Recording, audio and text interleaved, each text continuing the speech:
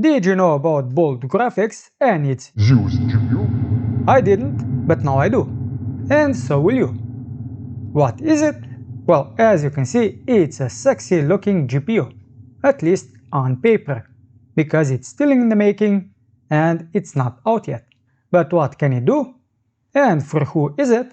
Well, basically for everyone. We'll be able to use it in architecture and design, gaming, film and television, and HPC. If we take a look at the architecture, we'll be able to bring photorealistic graphics and simulations to projects without waiting for the renders, which is awesome because those take the most amount of time. When it comes to gaming, we'll be able to play with real path tracing, which is a step up from ray tracing. And it's actually faster, at least based on what they say. Film and television dramatically reduce previs, dailies, and final render time without changing your proven workflow. Again, the render time takes up the most amount of time, especially when it comes to awesome sci-fi scenes. And lastly, HPC leverages Zeus for accurate and fast physics simulations. But I think most of us just want the gaming section, so let's go learn more. And what can we learn from this? So we have real-time path tracing, and if we take a look at this image, doesn't look the best, so we have RTX 5090 down here and all of the Zeus models, so 1 core, 2 core and 4 cores, all of these beat the top performing RTX card at the moment and on paper. But that's something you should remember because all of these numbers are just on paper. We don't have the actual physical product. We have at least 32 GB of memory capacity, plug and play, unmatched density. So everything looks good. That's the gaming. Let's see the design. Anything else? Not really. Film and television. Also basically the same, so let's go to how it works. You should watch the video on the path tracing. Basically it's a lot more intensive than ray tracing, and it is how the light should be perceived. So this is how we have the rendering before and after ray tracing. Now this section on power consumption is interesting. They state that 500 modern CPUs in a server can consume more than 500,000 watts when rendering, which is a lot. And they give a comparison with a bunch of appliances. And this one being a high-end NVIDIA GPU, most likely a 5090. But this value assumes 160 hours of monthly medium usage. Then we have a section on visuals and speed.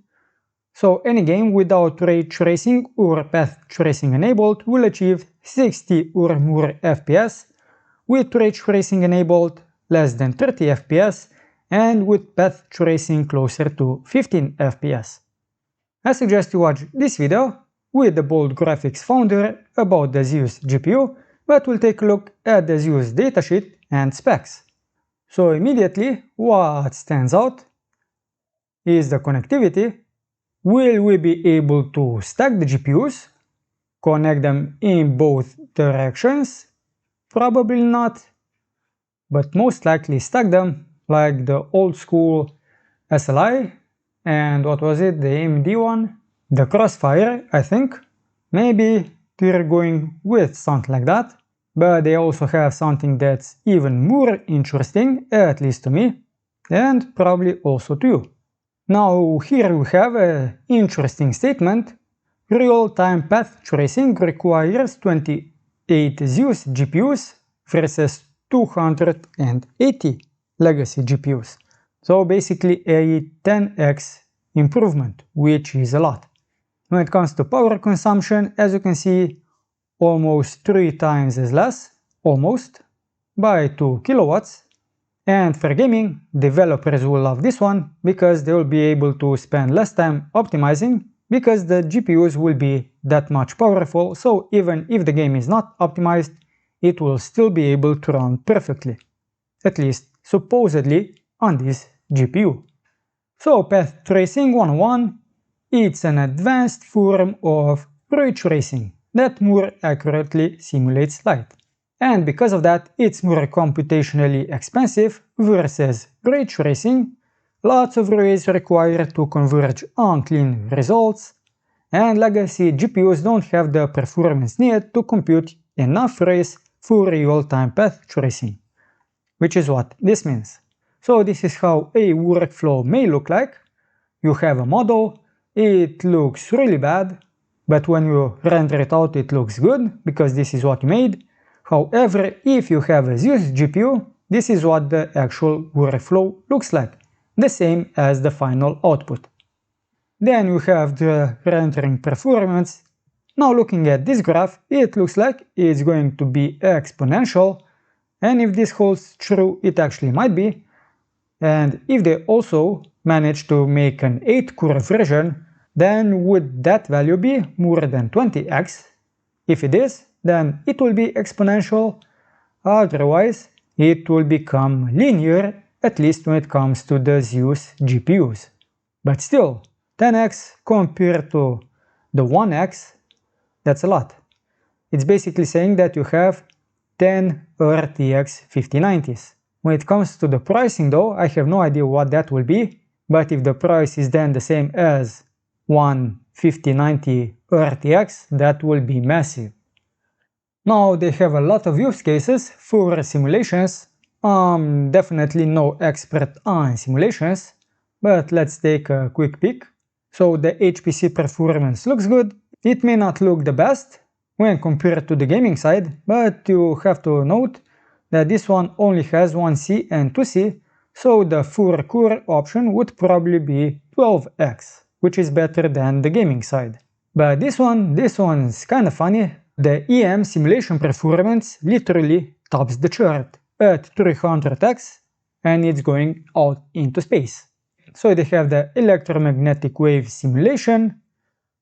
So for anyone that's into simulations, most likely businesses as well, then this GPU will be the top of the line. They have a bunch of scalability. I'm not the person to go into this. And most likely they will be able to scale it up because this is Zeus 1C. So only one core. If they manage to connect multiple such cores, then they can have infinite scalability, as you can see. Now on the close-up, I have no idea what most of these components are.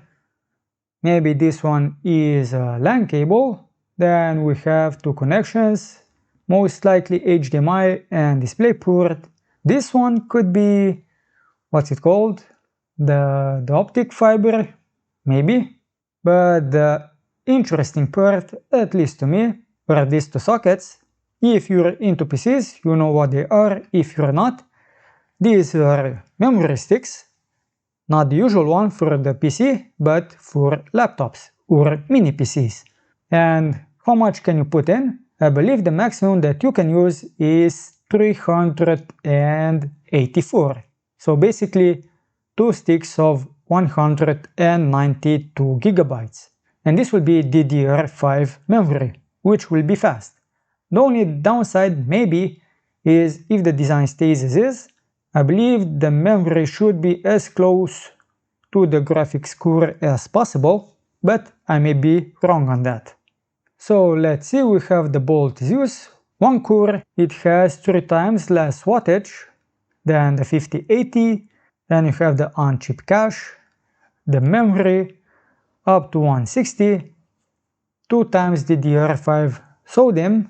As you can see, the path tracing a lot higher than the 5080, and you also have the I/O, so 2 times PCIe. So I still don't know what the second PCIe will be used for. Will it be to glue multiple Zeus GPUs together? The HDMI and DisplayPort As for this one, now this definitely looks like it's something for optics fiber, but that's all I have. I have never used it, so I'll leave you with that.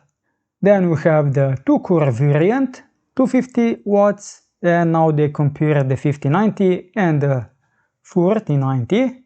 So now we have the 2-core 64GB and 128GB version compared to the 4090 and the 5090. We now have the vector teraflops. They only do good in the FP64, otherwise they perform worse. At least I would expect this number should be higher to be better. Then in this case, the matrix stops, they also perform worse. They have more on-chip cache. The memory, which is definitely a lot more than 24 or 32. The path tracing, as you can see, it's basically a day and night comparison compared to these two versions. It will also be a bit better for video encoding, and again the same kind of input and output as before. And now the 4-core version, which basically based on the power is comparable to the 5090. The T-flops is still worse. The matrix stops is a lot better, definitely on chip cache. The memory, this one is really insane, as you can see, but it will have 8 slots available. And then the path tracing and video encoding simply seal the deal. But before they seal the deal, they have to make it and they have to sell it. But hopefully it won't cost a ton. I just saw this slide, Zeus GPU availability, so partner with Bolt to access developer kits and reserve your Zeus GPUs. So if you're a developer, does that also include game developers? So in March 2025, was it a public launch? Can't remember. In Q4 2025, start optimizing early access to developer kits.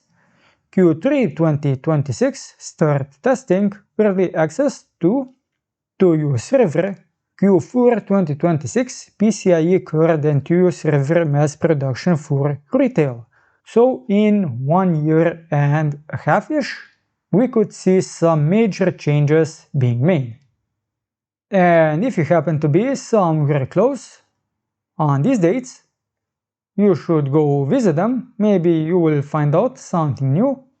And what I want to show you now, so this one, how it works, I didn't go all the way down.